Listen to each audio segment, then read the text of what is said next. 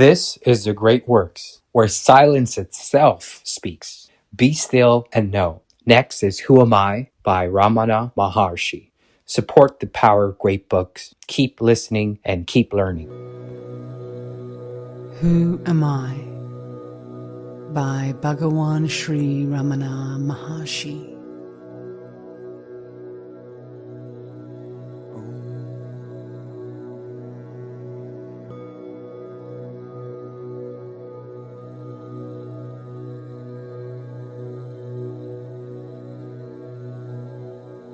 As all living beings desire to be happy always, without misery, as in the case of everyone, there is observed supreme love for oneself, and as happiness alone is the cause for love, in order to gain that happiness, which is one's nature, and which is experienced in the state of deep sleep, where there is no mind, one should know oneself. For that, the path of knowledge, the inquiry of the form, who am I, is the principal means.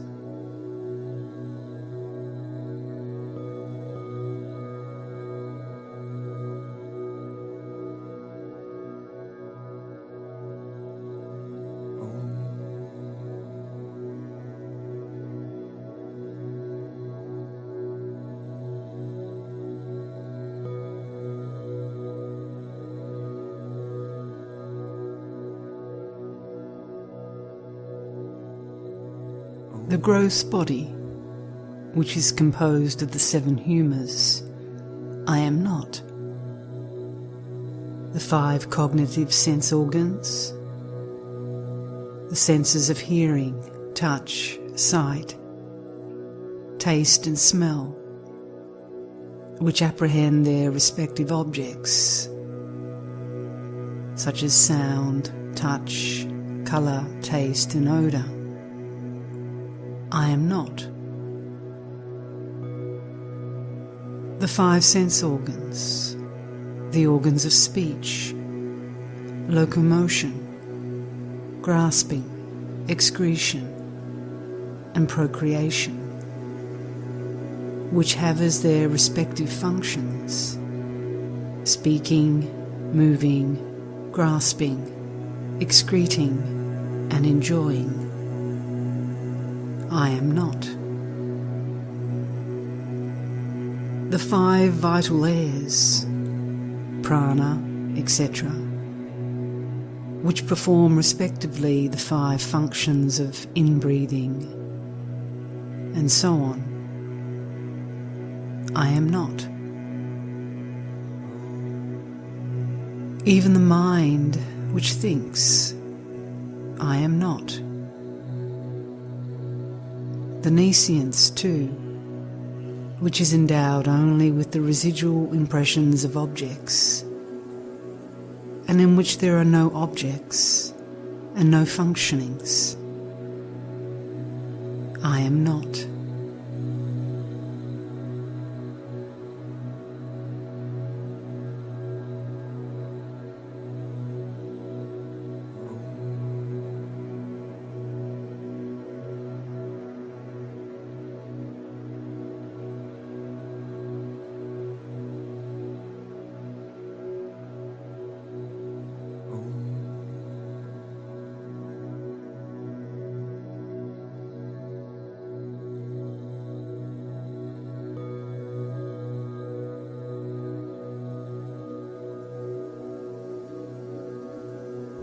If I am none of these, then who am I?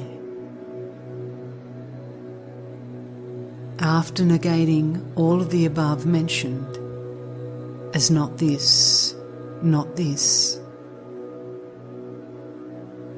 that awareness which alone remains, that I am.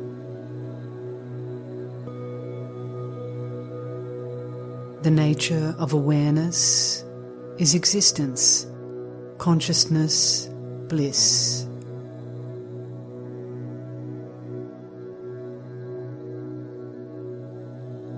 The realization of the self will be gained when the world, which is what is seen, has been removed.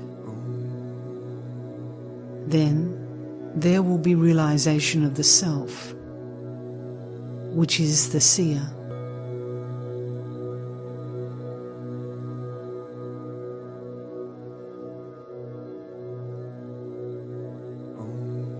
But while the world is there, or taken as real, there will not be realization of the self.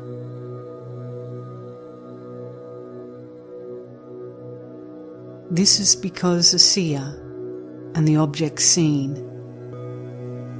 are like the rope and the snake.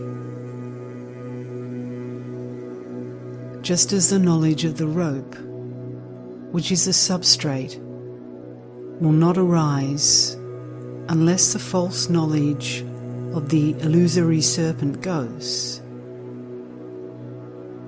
so the realization of the self, which is the substrate, will not be gained unless the belief that the world is real is removed.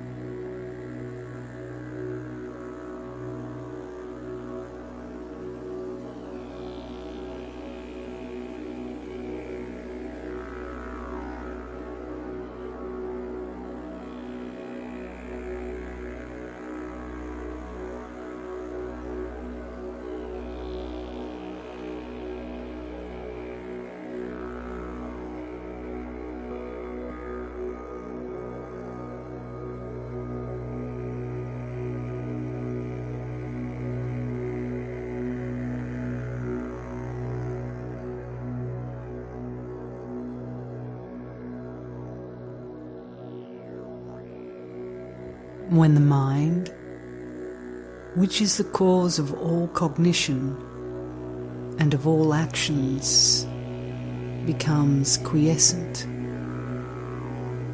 the world will disappear.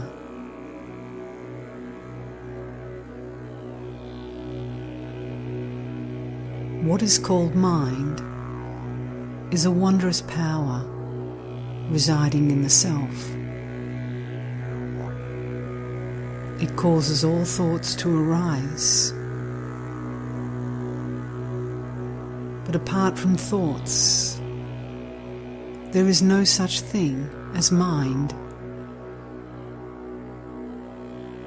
Therefore, thought is the nature of mind.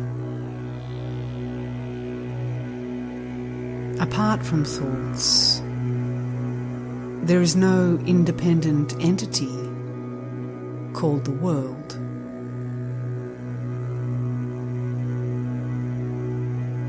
In deep sleep, there are no thoughts, and there is no world.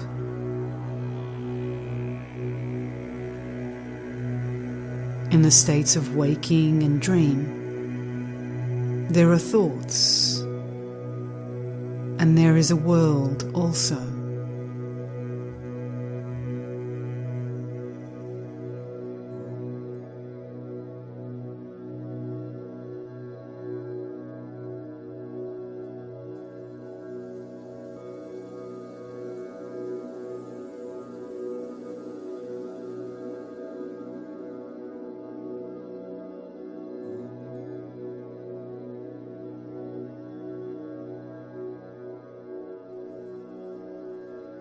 Just as a spider emits the thread of the web out of itself and again withdraws it into itself,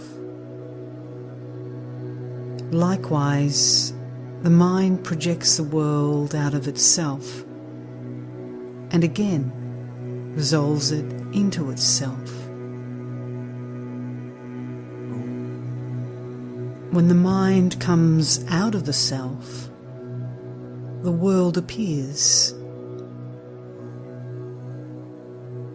Therefore, when the world appears to be real, the self does not appear.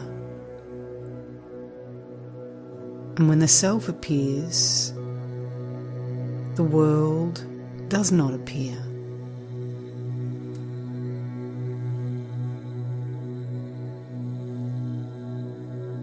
When one persistently inquires into the nature of the mind will end, leaving the self as the residue. What is referred to as the self is the Atman.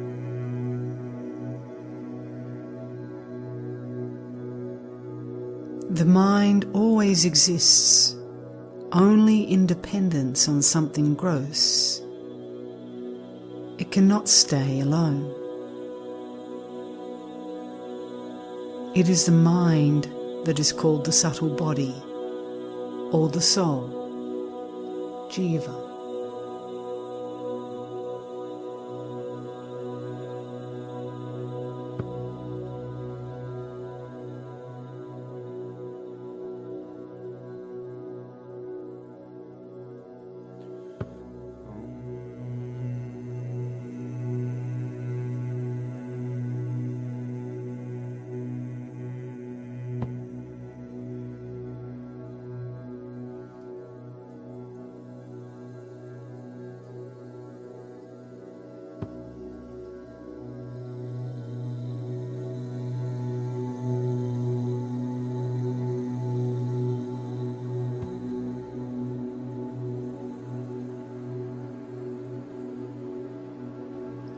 You ask what is the path of inquiry for understanding the nature of the mind. That which rises as I in this body is the mind. If one inquires as to where in the body the thought I rises first, one will discover that it rises in the heart. That is the place of the mind's origin. Even if one thinks constantly, I, one will be led to that place. Of all the thoughts that arise in the mind, the I thought is the first.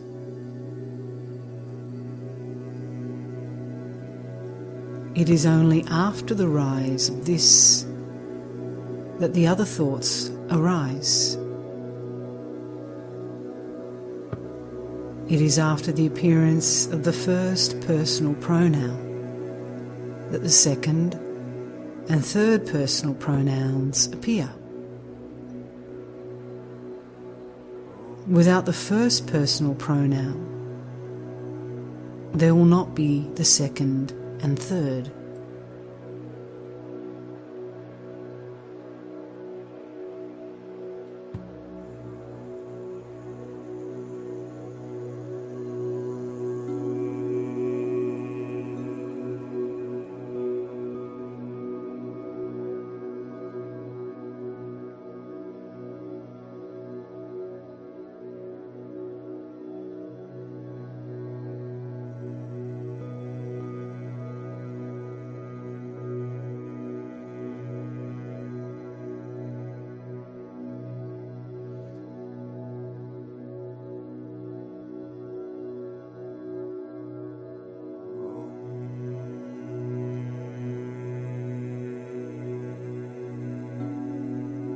The mind can become quiescent by the inquiry, who am I?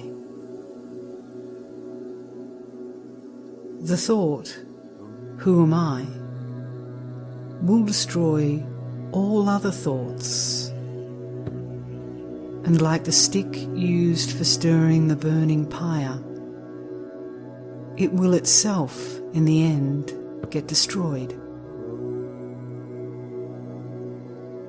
Then there will arise self-realization.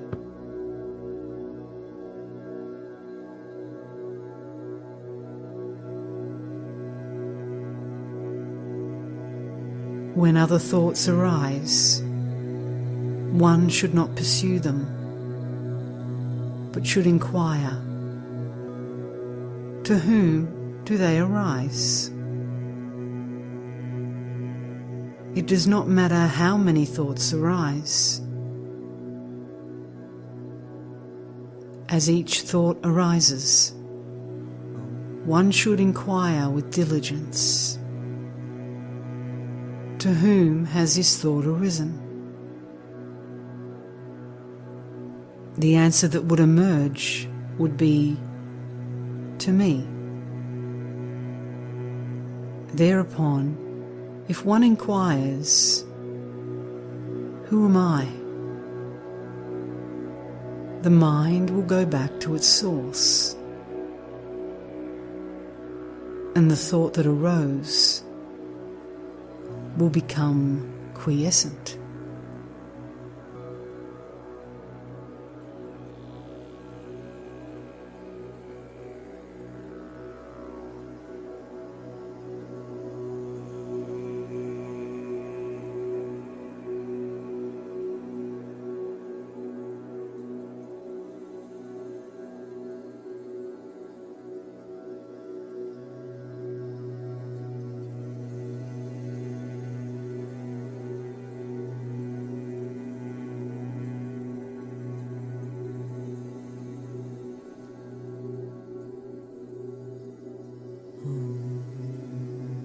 With repeated practice in this manner,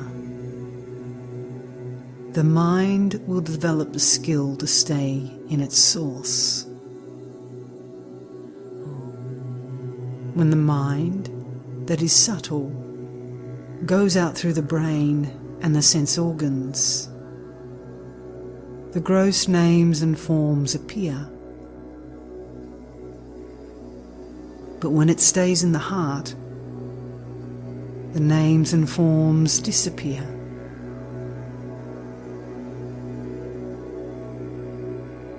Not letting the mind go out, but retaining it in the heart, is what is called inwardness.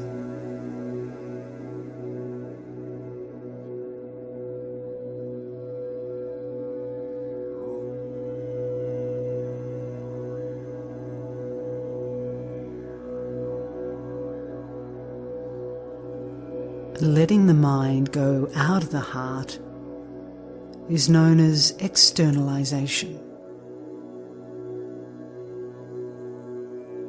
Thus, when the mind stays in the heart, the I, which is the source of all thoughts, will go, and the self, whichever exists, will shine. Whatever one does, one should do without the egoity, I. If one acts in that way, all will appear as of the nature of Shiva or God.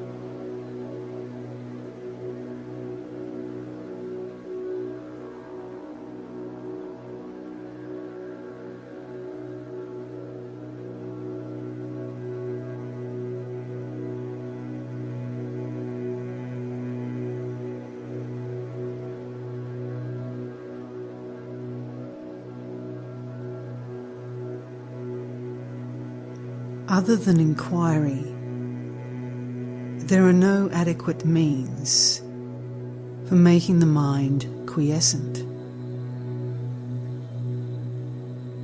If through other means it is sought to control the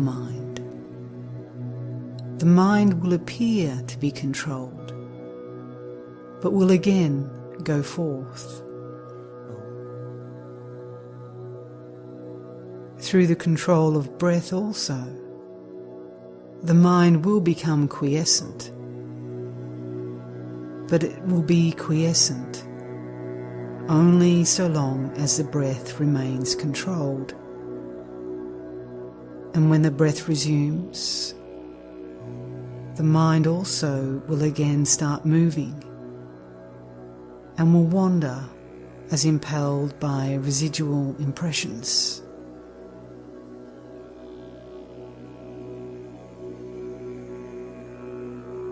The source is the same for both mind and breath.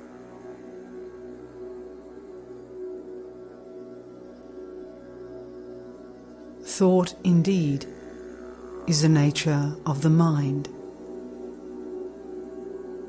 The thought, I, is the first thought of the mind, and that is Egoity.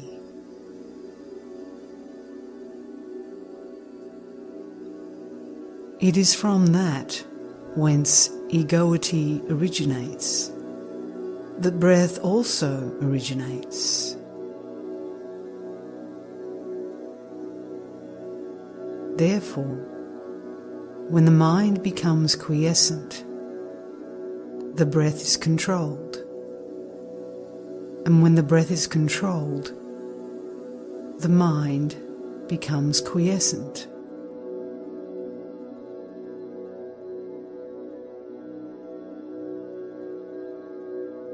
But in deep sleep, although the mind becomes quiescent,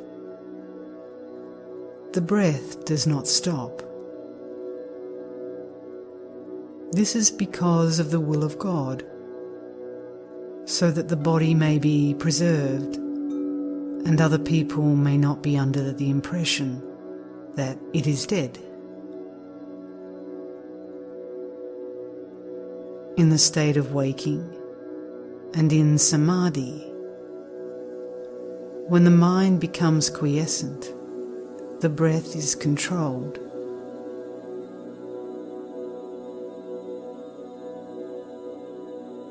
Breath is the gross form of mind. Till the time of death, the mind keeps breath in the body. And when the body dies, the mind takes the breath along with it.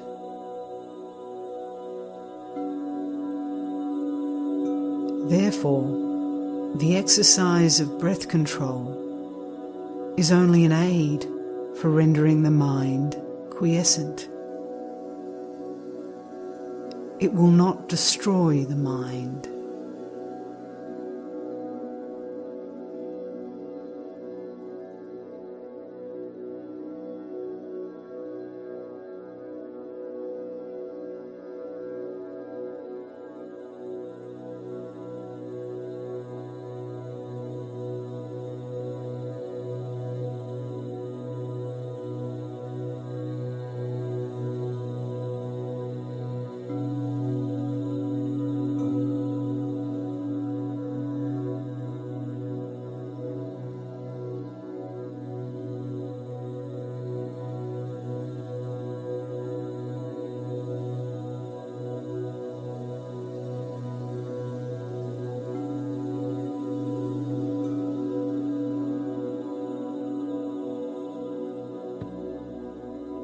Like the practice of breath control, meditation on the forms of God, repetition of mantras, food restrictions, and so on,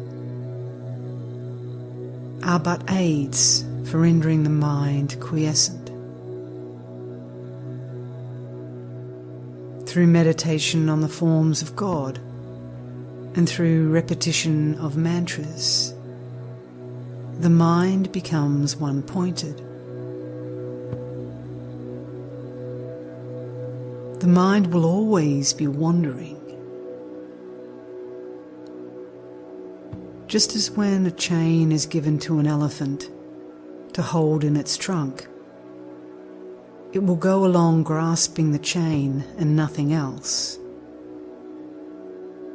So also, when the mind is occupied with a name or form, it will grasp that alone. When the mind expands in the form of countless thoughts, each thought becomes weak. But as thoughts get resolved, the mind becomes one-pointed and strong. For such a mind, self-inquiry will become easy.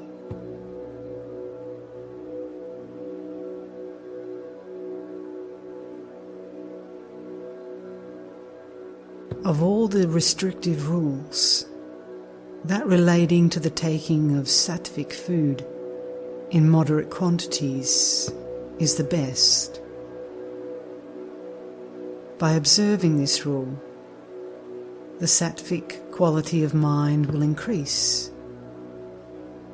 and that will be helpful to self-inquiry.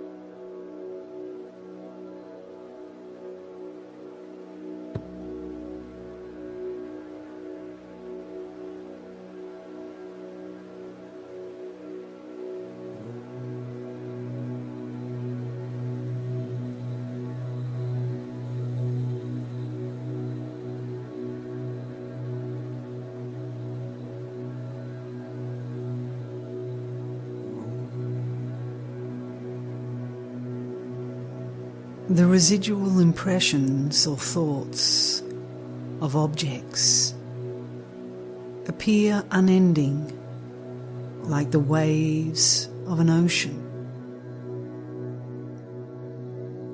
But as the meditation on the self rises higher and higher,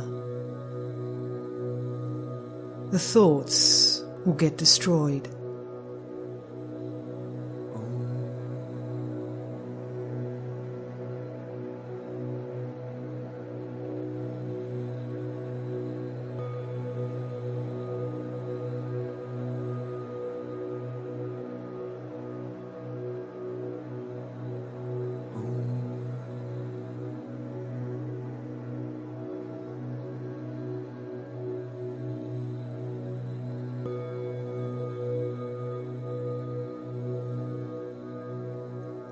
You ask if it is possible for the residual impressions of objects that come from beginningless time to be resolved, and for one to remain as the pure self.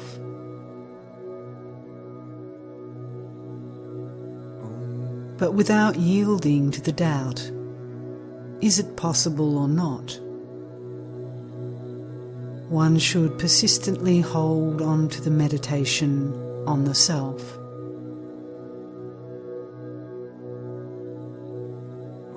Even if one be a great sinner, one should not worry and weep. Oh, I am a sinner. How can I be saved? One should completely renounce the thought, I am a sinner, and concentrate keenly on meditation on the self. Then one would surely succeed.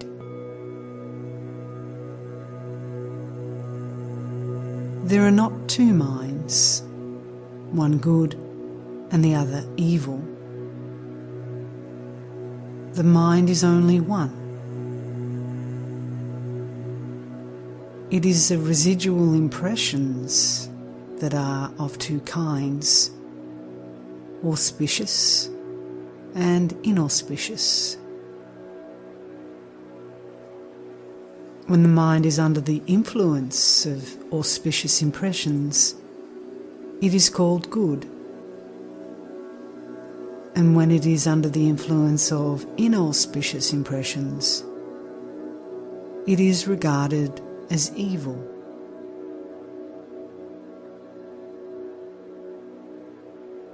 The mind should not be allowed to wander towards worldly objects and what concerns other people.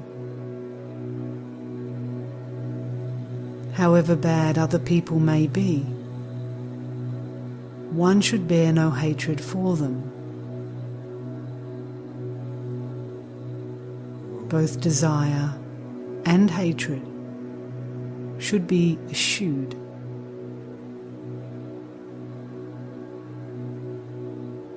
All that one gives to others, one gives to oneself.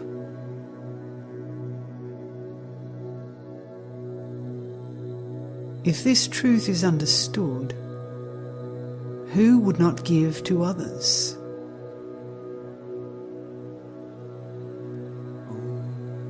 When oneself arises, all arises. When oneself becomes quiescent, all becomes quiescent.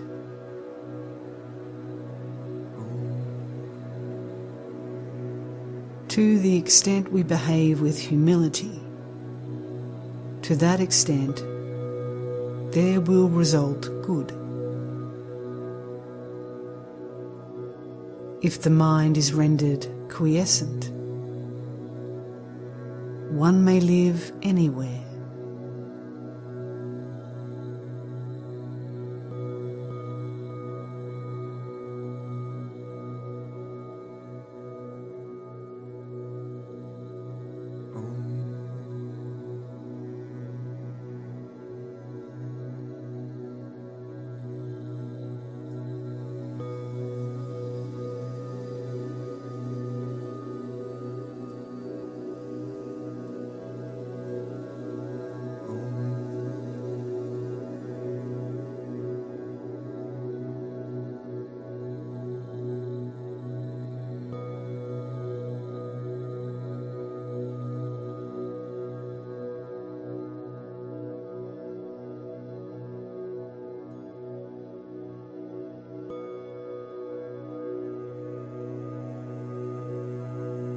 As long as there are impressions of objects in the mind, so long the inquiry, "Who am I?" is required.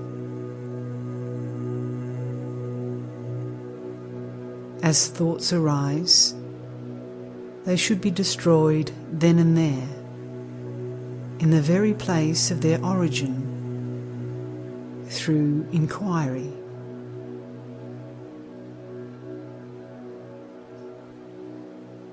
If one resorts to contemplation of the self unintermittedly until the self is gained, that alone would do. As long as there are enemies within the fortress, they will continue to sally forth. If they are destroyed as they emerge, the fortress will fall into our hands.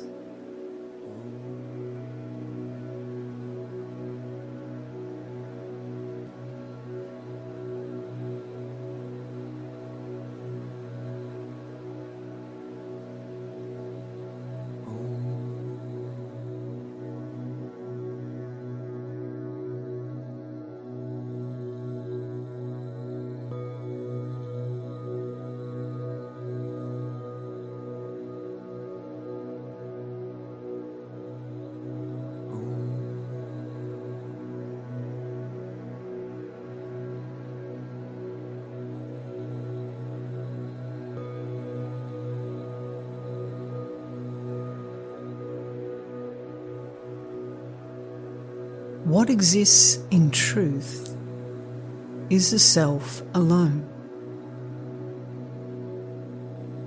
The world, the individual soul, and God are appearances in it. Like silver in mother of pearl, these three appear at the same time and disappear at the same time.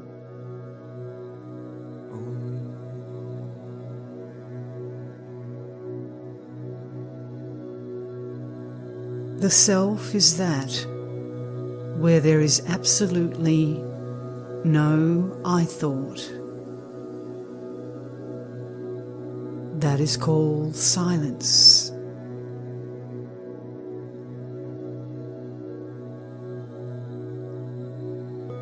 The self itself is the world. The self itself is I. The self itself is God. All is Shiva, the self.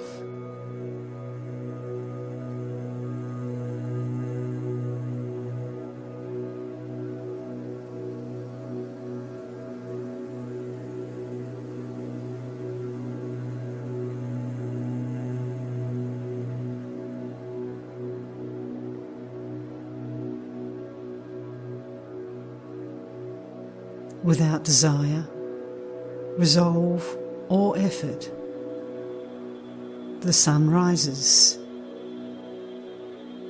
and in its mere presence, the sunstone emits fire. The lotus blooms, water evaporates. People perform their various functions and then rest.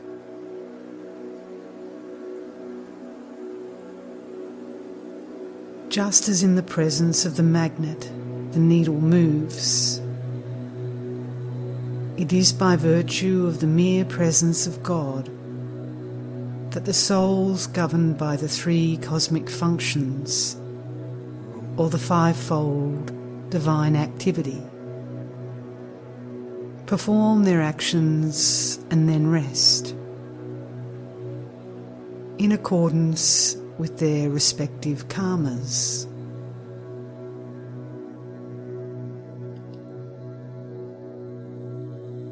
God has no resolve. No karma attaches itself to God.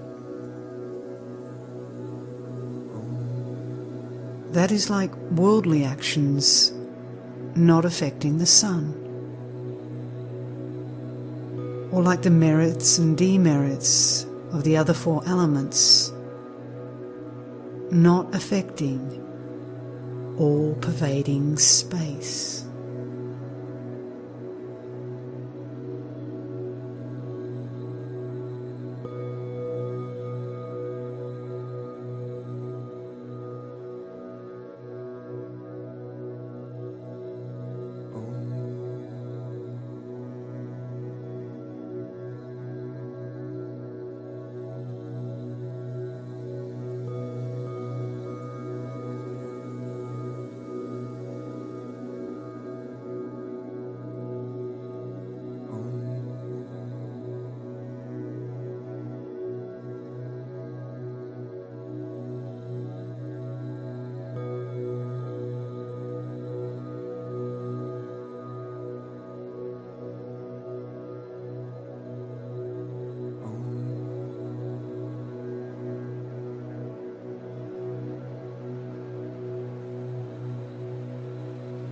One who gives themselves up to the self, that is God, is the most excellent devotee. Giving oneself up to God means remaining constantly in the self, without giving room for the rise of any thoughts, other than the thought of the self.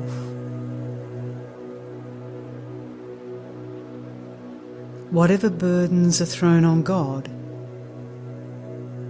God bears them. Since the supreme power of God makes all things move, why should we, without submitting ourselves to it, constantly worry ourselves with thoughts as to what should be done and how, and what should not be done and how not?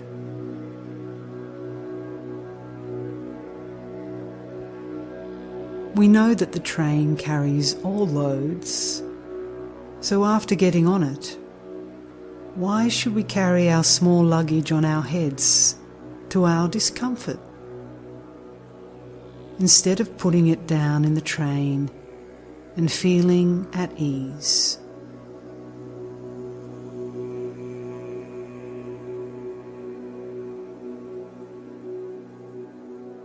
As thoughts arise, destroying them utterly without any residue in the very place of their origin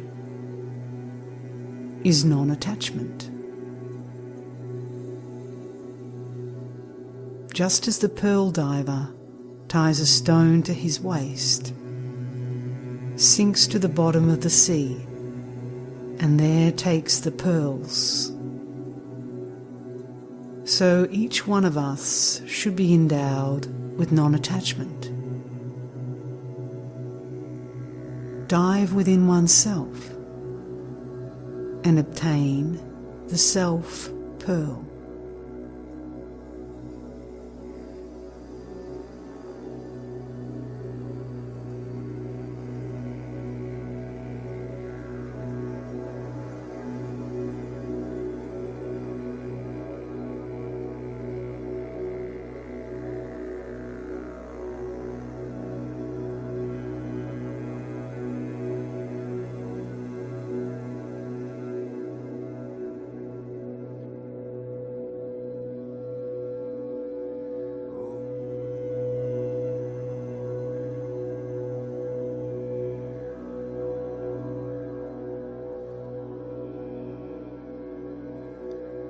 God and the Guru will only show the way to release.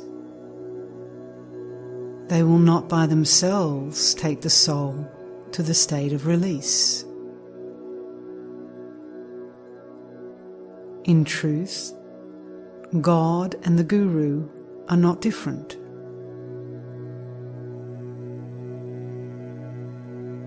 Just as the prey which has fallen into the jaws of a tiger has no escape, so those who have come within the ambit of the Guru's gracious look will be saved by the Guru, and one will not get lost. Yet each one should, by their own effort, pursue the path shown by God or Guru, and therefore gain release.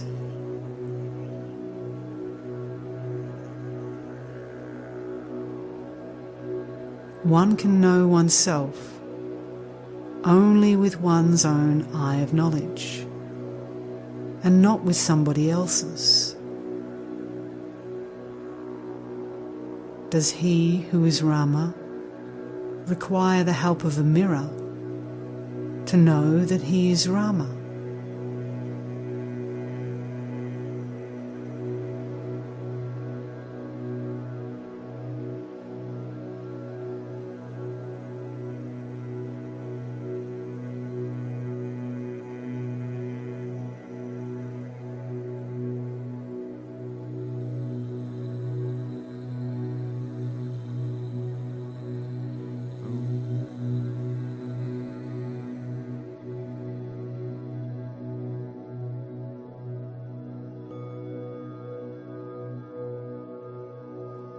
Just as one who wants to throw away garbage has no need to analyse it and see what it is. So one who wants to know the self has no need to count the number of categories or inquire into their characteristics. What one has to do is to reject altogether the categories that hide the self.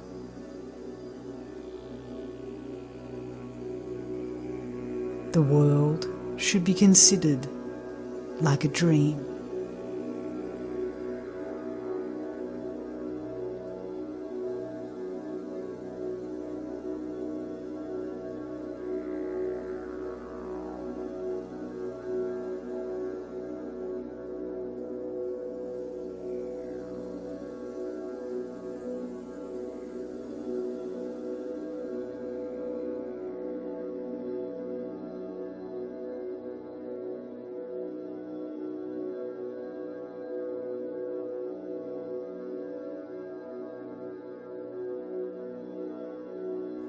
You ask if there is a difference between waking and dream state.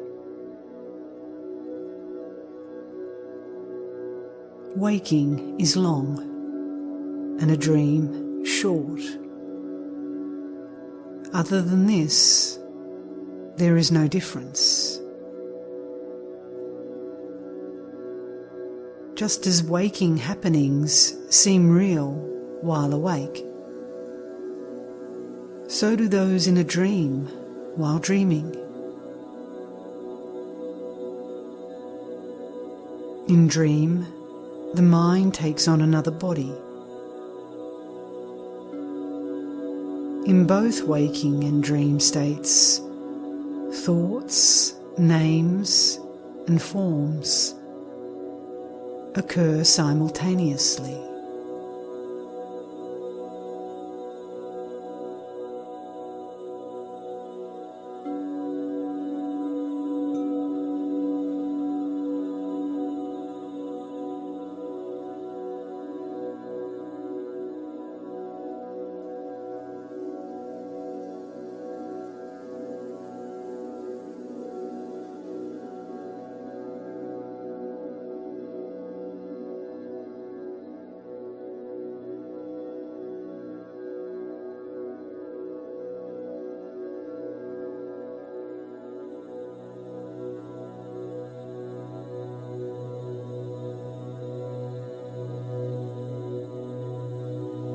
All the texts say that in order to gain release, one should render the mind quiescent. Therefore, their conclusive teaching is that the mind should be rendered quiescent.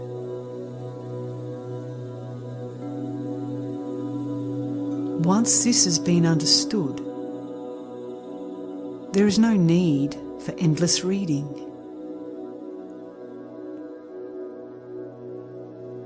In order to quieten the mind, one has only to inquire within oneself what oneself is. How could this search be done in books?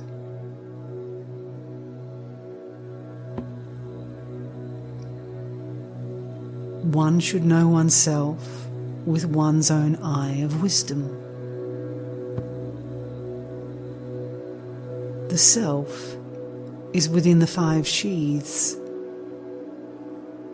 but books are outside them. Since the self has to be inquired into by discarding the 5 sheaths, it is futile to search for it in books.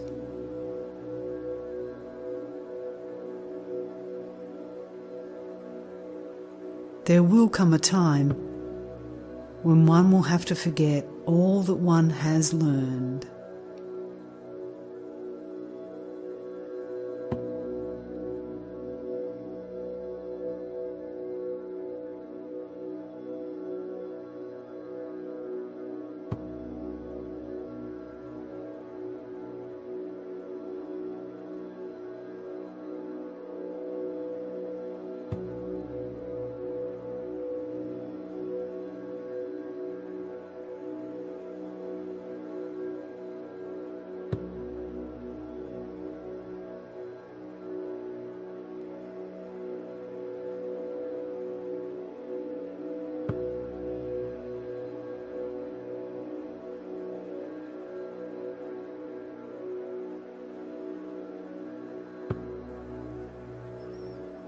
happiness is the very nature of the self. Happiness and the self are not different.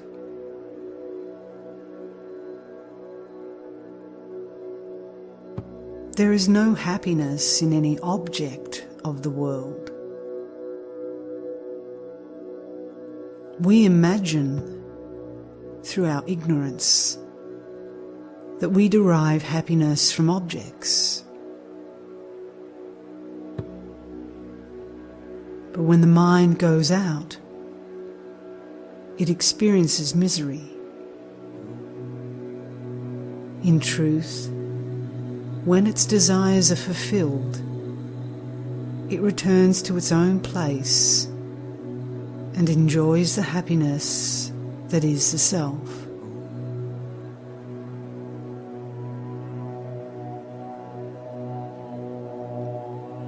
In the same way, in the states of sleep, samadhi, and fainting, and when the object desired is obtained, or the object disliked,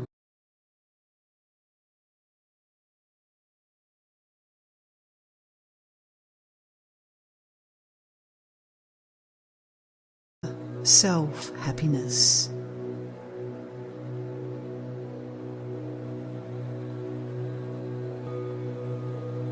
Thus, the mind moves without rest, alternating going out of the self and returning to it.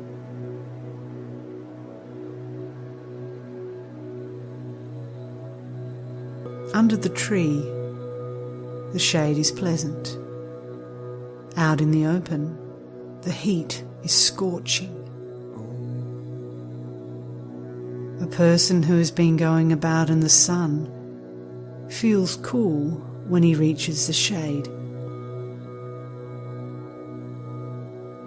Someone who keeps on going from the shade into the sun and then back into the shade is a fool. A wise person stays permanently in the shade.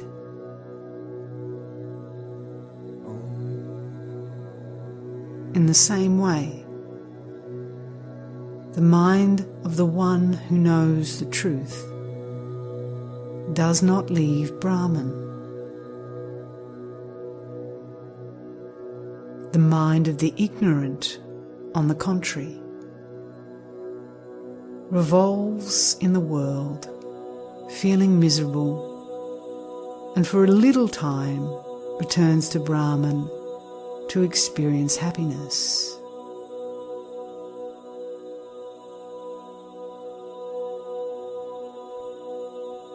In fact, what is called the world is only thought.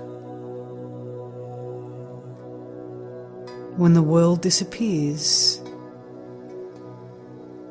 when there is no thought, the mind experiences happiness. And when the world appears, it goes through misery.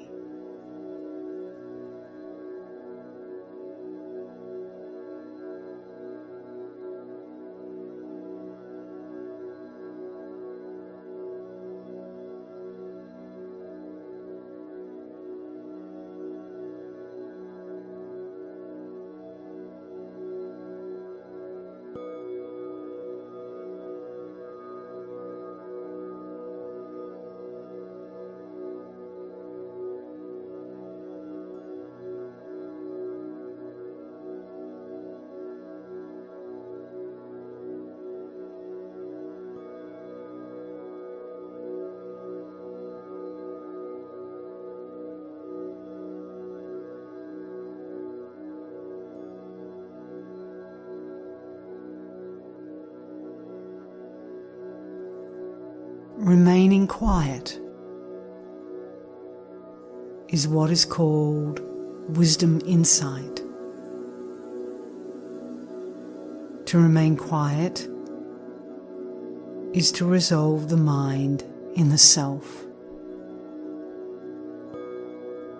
Telepathy, knowing the past, present, and future happenings, and clairvoyance do not constitute wisdom insight.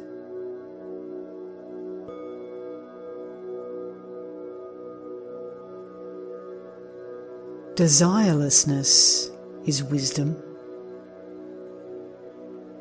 The two are not different. They are the same. Desirelessness is refraining from turning the mind towards any object. Wisdom means the appearance of no object. In other words, not seeking what is other than the self is detachment or desirelessness. Not leaving the self is wisdom.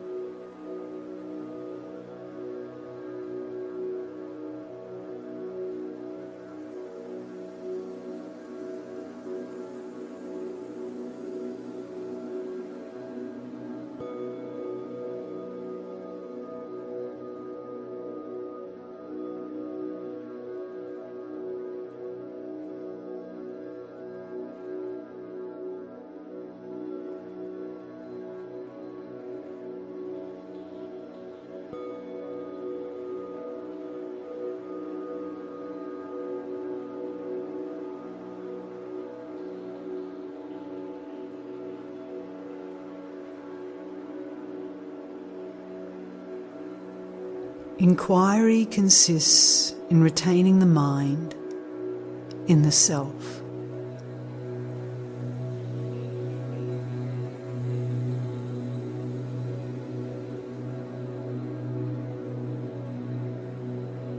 Meditation consists in thinking that oneself is Brahman, existence, consciousness, bliss.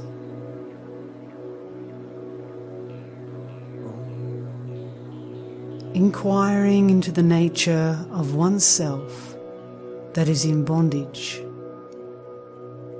and realizing one's true nature is release.